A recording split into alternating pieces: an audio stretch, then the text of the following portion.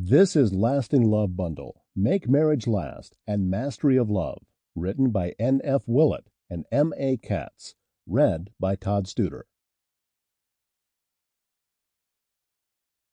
This is Make Marriage Last, the essential guide to making your marriage last forever. Learn effective ways to reignite the spark and bring your marriage back to newlywed stage again. Written by N.F. Willett, read by Todd Studer. Chapter 1. Why do marriages fail? No one gets married expecting to get divorced. Why bother in the first place?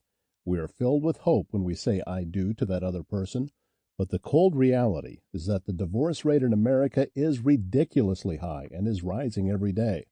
There was once a time when people got married and it stuck. In fact, many times, these people got married after knowing each other for only a short time. They didn't live together first. They never got intimate just to test the waters.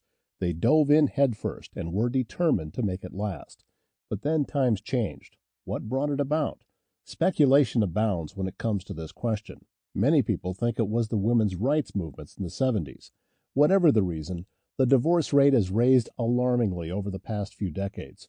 Roughly half of all people who got married will get divorced within 10 years of saying their vows.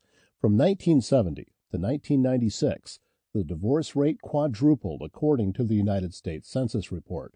Many people think they have to watch out for the infamous 7-year itch that comes about after 7 years of marriage. Today, couples need to watch out for the 2-year itch. Dissatisfaction in marriages happens earlier and earlier as people become more disillusioned with their dreams when they don't become reality as quickly as they think they should. In the past, a divorce was difficult to obtain. Only under extreme circumstances, such as abuse or adultery, were you granted a divorce. Then the courts started allowing irreconcilable differences as a reason to divorce, and then the no-fault divorce came along. This meant all you had to do was live apart from your spouse for 6 months, and then you could get a divorce without anyone taking on the blame. Now, a divorce is easier to get than a driver's license. You can even download divorce papers on the internet these days. Fill them out, get signatures, and file with the court. Poof, you're no longer married. Sometimes this can be accomplished in the same day. Think it's a travesty? Maybe it is, but it's reality. So why do marriages fail?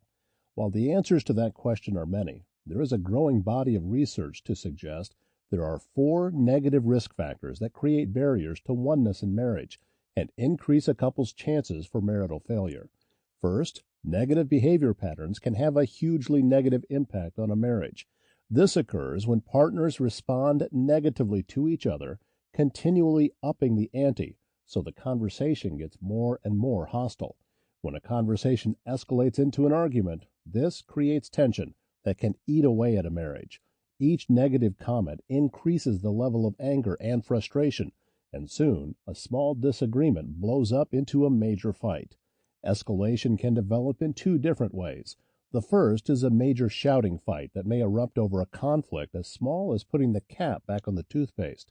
As the battle heats up, the partners get more and more angry, saying mean things about each other. Frequently, there are threats to end the relationship. Over time, those angry words damage oneness, and angry threats to leave begin to seem like prophecy. Once negative comments are made, they are hard to take back and drive a knife into the partner's heart.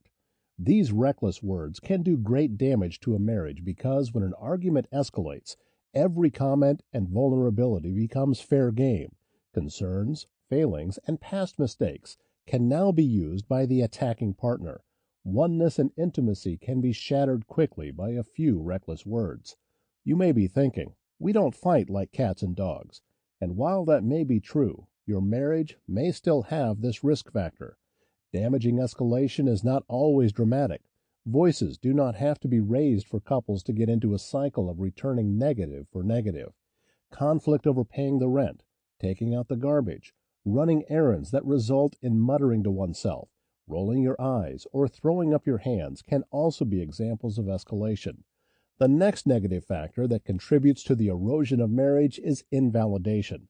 Invalidation is a pattern in which one partner subtly or directly puts down the thoughts, feelings, or character of the other. Invalidation can take many forms. Some Sample complete. Ready to continue?